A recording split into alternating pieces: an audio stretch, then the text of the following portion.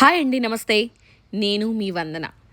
ఈరోజు రంజాన్ స్పెషల్గా chicken fry piece pulao అయితే ఇంట్లో చేశానండి. నిజంగా చాలా బాగా కుదిరింది. ఇది మీరు కూడా ఏ ఫెస్టివల్కైనా లేదా మీకు నచ్చిన సండేస్ కానీ ఇలా చేసుకొని తినండి. నిజంగా చాలా అంటే చాలా బాగుంది. ముక్క కూడా పర్ఫెక్ట్గా ఉడికి మసాలాలన్నీ సరిపోయాయి. ఇలా చికెన్ ఫ్రై పీస్ సపరేట్గా లేదంటే బగారా రైస్తో కానీ ఇలా ఫ్లేవర్డ్ రైస్తో కానీ చాలా బాగుంటుందండి. ఒక్కసారి అయితే ట్రై చేయండి. దీనికోసం ముందుగా నేనైతే ఒక గిన్నెలోకి 1.5 గ్లాస్ వరకు బాస్మతి రైస్ని అయితే నేను తీసుకున్నానండి. ఇది రెగ్యులర్ రైస్తో కూడా చాలా బాగుంటుంది. బాస్మతి రైస్తో అడిషనల్ ఫ్లేవర్స్ వస్తాయన్నమాట. అందుకని నేనైతే బాస్మతి రైస్ని యూజ్ చేస్తున్నాను.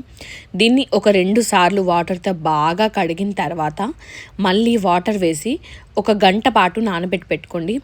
లేదు అంటే మనం చికెన్ ఫ్రై పీస్ కోసం చేసే కంటే ముందు నానబెట్టి పెట్టుకుంటే అది ఉడికి మొత్తం ప్రాసెస్ ఫినిష్ అయ్యే లోపల ఇదైతే ఒక అరగంట టైం అయితే పడుతుంది, కాబట్టి అంతలోపు నానిపోతుందండి. ఇలా నానబెట్టుకున్న రైస్ని పక్కన పెట్టేసి ఇప్పుడు ఇక్కడ నేను ఇనుప ముక్కుల్లో ఆయిల్ అయితే వేసుకుంటున్నానండి. నేను ఇక్కడ సన్ఫ్లవర్ ఆయిల్ని అయితే వాడుకుంటున్నాను. ముక్కుడంతా ఆయిల్ మంచిగా స్ప్రెడ్ చేసి వేసేసుకోవాలి. అప్పుడే అడగన్నది అంటకుండా అలాగే ఏ కార్నర్స్ కూడా అతుక్కోకుండా ఉంటాయన్నమాట. ఇలా ఆయిల్ వేడైన తర్వాత దీంట్లోకి నేను చిన్నగా చాప్ చేసి పెట్టుకున్న ఉల్లిపాయల్ని అలాగే 5 పచ్చిమిరపకాయలని అయితే వేసుకుంటున్నానండి. ఇవి మంచిగా వేయించుకోవాలి. అలాగే దీంట్లో కాస్త కరివేపాకు కూడా యాడ్ చేస్తున్నాను. మంచి ఫ్లేవర్ వస్తుంది ఆయిల్లో ఇలా కరివేపాకు వేగడం వల్ల. వీటన్నిటిని మీడియం టు హై ఫ్లేమ్లో పెట్టేసుకొని మంచిగా టాస్ చేసుకోండి. ఇవి మంచిగా వేగాలన్నమాట. ఇలా వేగడానికి ఒక 5 నిమిషాలు టైం పడుతుందండి. అంటే నల్లగా చేయకూడదు, మనకు బ్రౌన్ ఆనియన్ ఉంటుంది కదా అట్లా మాత్రం చేయకూడదండి. ఎందుకంటే ఫ్రై పీస్ కంప్లీట్గా అయ్యే లోపల ఉల్లిపాయ కంప్లీట్గా మాడిపోతుంది అనమాట. అలాగే మనకు మాడు వాసన అది వస్తుంది. అలా కాకుండా మనము ఒక మోస్తారుగా వేగింది అనుకున్నప్పుడు ఇందులోకి 1 టేబుల్ స్పూన్ వరకు అల్లం వెల్లుల్లి పేస్ట్ని అయితే వేసుకోవాలండి. ఫ్రెష్గా దంచుకున్నది అనుకోండి మంచి ఫ్లేవర్ వస్తుందన్నమాట. ఈరోజైతే నేను ఇలా ఫ్రెష్గా దంచుకొని వేసుకుంటున్నాను. ఈరోజే చేశానండి.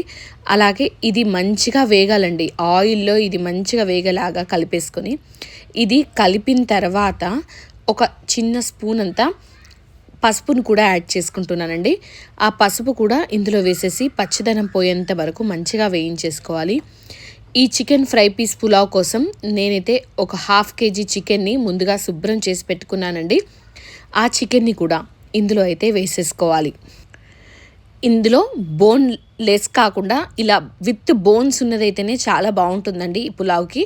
అందుకని విత్ బోన్స్తోనే మీరు కూడా ట్రై చేయండి.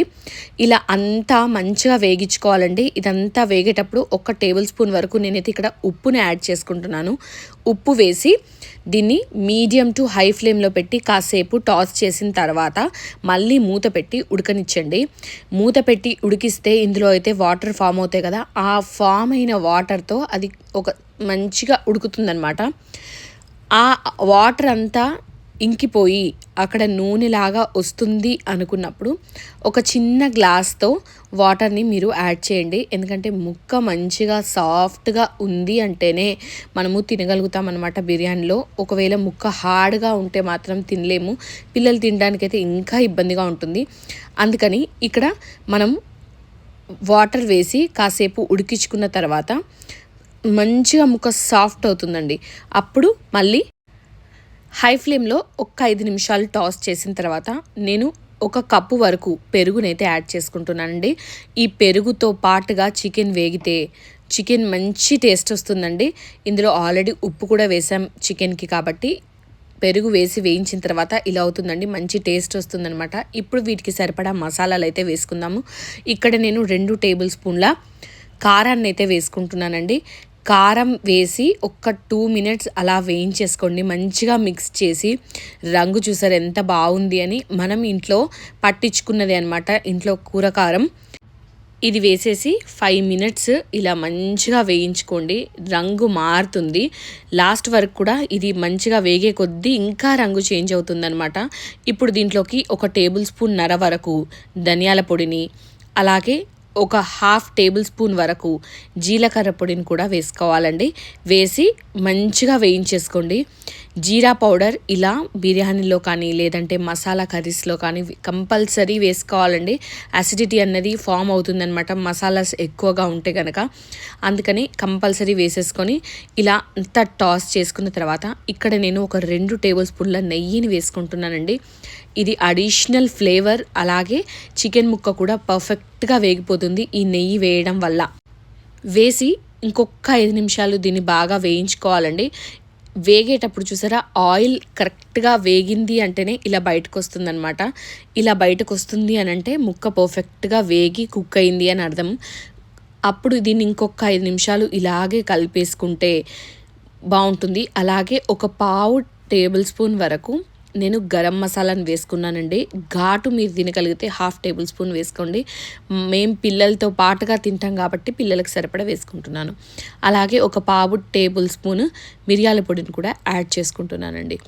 వేసి ఇంకొక 5 నిమిషాలు స్పీడ్గా ఫ్రై చేసేసుకోండి. తర్వాత దీంట్లోకి ఫ్రెష్ కొత్తిమీర, అలాగే ఫ్రెష్గా కరివేపాకు కూడా వేసేసుకొని ఇంకొక 5 నిమిషాలు ఫ్రై చేసుకున్నారంటే మనకు ఫ్రై పీస్ పులావ్ కోసం ఫ్రై పీస్ అయితే రెడీ అయిపోతుందండి చికెన్ది. దీన్ని పక్కన పెట్టేసుకోవాలి దీంట్లో నుంచి తీసేసి. ఇలా దీని రంగు ఇప్పుడు చూస్తేనే ఎంత టెంప్టింగ్గా ఉంది కదా, ఇట్లా ఉంటుందన్నమాట మంచిగా వేగితే. అలాగే ఈ ఫ్రై పీస్ పులావ్ కోసం ఈ ఫ్రై పీస్ని ఖచ్చితంగా మనము ఇనుప ముక్కుల్లోనే చేసుకుంటే ఆ ఫ్లేవర్స్ అన్నీ మంచిగా వస్తాయండి వేరే కడాయిల్లో చేసుకునే కంటే. అంతా తీసి ఇంకొక బౌల్లోకి వేసేసుకొని నేను ఇప్పుడు అదే కడాయిలోకి ఫ్లేవర్డ్ రైస్ని అయితే చేసుకుంటున్నానండి పులావ్ కోసం. దీంట్లో ఇంకాస్త ఆయిల్ వేసేసి ఒక మీడియం సైజు ఉల్లిపాయని ఇలా చాప్ చేసుకొని ఇందులో వేసుకుంటున్నాను. వేసి ఒక 2 మినిట్స్ కలిపేసుకోవాలండి. ఆల్రెడీ ఇందులో మసాలాలన్నీ ఈ గిన్నెకి మంచిగా పట్టుంటాయి కాబట్టి అడిషనల్గా మనం ఏం వేసుకోవాల్సిన అవసరం లేదండి. ఇలా ఉల్లిపాయతో పాటుగా నేను ఇక్కడ పుదీనాను వేసుకుంటున్నానండి. ఇది కూడా ఉల్లిపాయతో పాటుగా వేగితే మంచి ఫ్లేవర్ వస్తుంది. అలాగే కొద్దిగా కొత్తిమీరను కూడా చల్లేసుకొని వీటితో పాటుగా ఫ్రై చేసుకోండి. ఫ్లేవర్డ్ రైస్కి టేస్ట్ చాలా బాగుంటుందన్నమాట.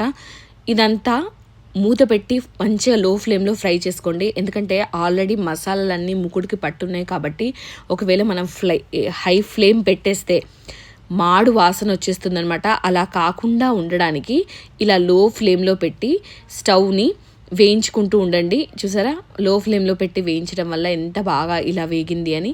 ఇప్పుడు ఇది పర్ఫెక్ట్గా వేగిపోయింది అని అర్థం అండి.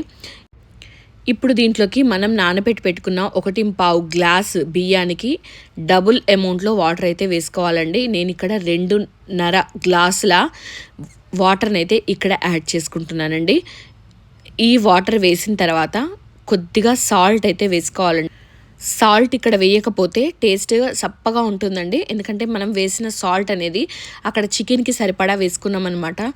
అందుకని ఇక్కడ మనం రైస్కి సరిపడా సాల్ట్ అయితే వేసుకోవాలండి. సాల్ట్ని వేసేసుకొని నీరు బాగా మరిగించుకోవాలి. బాగా మరిగిన తర్వాత ముందుగా మనం నానబెట్టి పెట్టుకున్న రైస్ని ఇందులో వేసేసుకొని హై ఫ్లేమ్లో ఒక్క 5 నిమిషాలు ఉంచేసుకున్నారనుకోండి, అదంతా ఇట్లా ఉడికిపోతుంది. అప్పుడు దీన్ని లో ఫ్లేమ్లోకి మార్చేసుకోవాలి.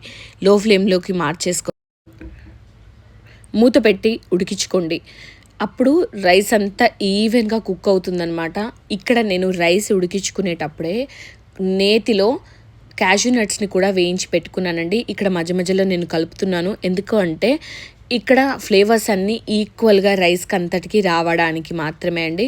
కలపకపోతే మసాలా అంతా కింది వైపుగా ఉంటుంది. మనకు కింది ఉన్న రైస్కి ఫ్లేవర్స్ ఎక్కువ వచ్చేస్తాయి, ఘాటు పైన చప్పగా అవుతుందన్నమాట. అందుకని కొద్దిగా లైట్గా కలిపేశాను. తర్వాత దీంట్లోకి కొత్తిమీర, పుదీనా, ఫ్రైడ్ ఆనియన్స్, అలాగే నేతిలో వేయించుకున్న క్యాష్యూ నట్స్ని కూడా నేతితో సహా ఇందులో వేసేసానండి. వేసేసి దీంట్లో మూత పెట్టేసి లో ఫ్లేమ్లో మాత్రమే ఇక్కడ మనం కుక్ చేసుకోవాలండి. అప్పుడే రైస్ పర్ఫెక్ట్గా కుక్ అవుతుంది. అలాగే టేస్ట్ కూడా చాలా బాగా వస్తుందన్నమాట. ఇలా మూత పెట్టి ఇంకొక 5 నిమిషాలు ఉంచుకున్న తర్వాత మళ్ళీ ఒకసారి నేను మూత అయితే అంతా కలిపేసుకున్నానండి. ఇలా కలుపుకోవడం వల్ల అంత పర్ఫెక్ట్గా మిక్స్ అవుతుంది.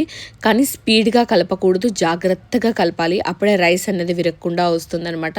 అంతా కలిపి మళ్ళీ మూత పెట్టి ఈ మూత పైన నేనైతే బరువు పెట్టుకున్నానండి. నేను ఇక్కడ కడాయిలో చేస్తున్నాను కాబట్టి దమ్కి పెట్టలేను.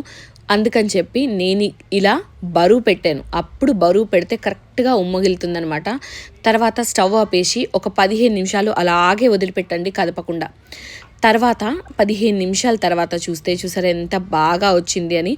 ఇలా వస్తుందనమాట రైస్. దీన్నైతే మనం ఇప్పుడు ప్లేటింగ్ చేసుకుందాము. ఇలా వండగానే వెంటనే కదిపితే బాస్మతి రైస్ విరిగిపోతుందనమాట. అందుకే కాసేపు ఆగి నేను ప్లేటింగ్ చేస్తున్నాను. ఇప్పుడు బౌల్లోకి ముందుగా మనం రెడీ చేసుకున్న చికెన్ ఫ్రై పీస్ని ఇందులో అంతా వేసేసుకోవాలండి. దీనిపై నుంచి మనం చేసుకున్న ఫ్లేవర్డ్ రైస్ని వేసుకోవాలి.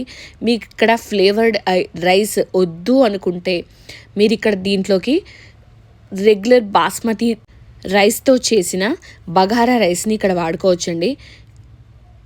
ఆ రైస్ని కూడా సేమ్ మనం బగారా రైస్ ఎలా చేస్తామో అలా చేసి ఈ చికెన్ ముక్కల పైన పెట్టేసుకోవాలండి. పెట్టేసుకొని ఇదంతా పర్ఫెక్ట్గా ప్లేట్ నిండా నింపారనుకోండి వస్తుందండి. చాలామందికి ప్లేటింగ్ చేయడం కూడా పెద్దగా రాదనమాట. అలాంటి వాళ్ళ కోసమే ఈ లాస్ట్ క్లిప్ యాడ్ చేశాను. ఇక్కడ అంతా యాడ్ చేసేసి దీనిపై నుంచి అంటే మనము దీని నిండా రైస్ పెట్టి ప్లేట్ తిప్పితే అప్పుడు బౌల్ పైకి వచ్చేస్తుందండి. ఆ పైకి వచ్చిన బౌల్లోనే కింది వైపు రైస్, పైన వైపు ఇలా చికెన్ ఫ్రై పీస్ వస్తుందన్నమాట. ప్లేటింగ్ చేయడం కష్టం అనుకునే వాళ్ళకి ఈ ఈజీ టిప్ అండి. ఇలా తీసారనుకోండి, చూసారా ఎంత పర్ఫెక్ట్గా వచ్చిందో, ఇలా వస్తుందన్నమాట. దీన్ని నిమ్మకాయ అలాగే ఉల్లిపాయ రైతాతో కూడా సర్వ్ చేసేసుకోవచ్చు. నిజానికి ఇది ప్లెయిన్గానే బాగుంటుంది. లేదు అనుకుంటే ఇలా పైనుంచి కాస్త నిమ్మకాయ పిండుకొని ఉల్లిపాయ పెట్టుకొని రైతా వేసుకొని తిన్నా కూడా అద్దరిపోతుందండి. ఒక్కసారి ఈ వేలో చికెన్ ఫ్రై పీస్ పులావ్ని ట్రై చేయండి. ఎలా వచ్చిందని నాకు కమెంట్ చేసి చెప్పండి. వీడియో నచ్చితే లైక్ చేయండి, షేర్ చేయండి. అలాగే మన ఛానల్ని సబ్స్క్రైబ్ చేసుకోవడం అస్సలు మర్చిపోకండి. మీ సబ్స్క్రిప్షన్ నాకు చాలా మోటివేషన్ లాగా ఉంటుంది. Thanks for watching. Please subscribe to this is Bevandana YouTube channel. మరొకసారి మనలో వీడియోలో కలుద్దాం. బాయ్.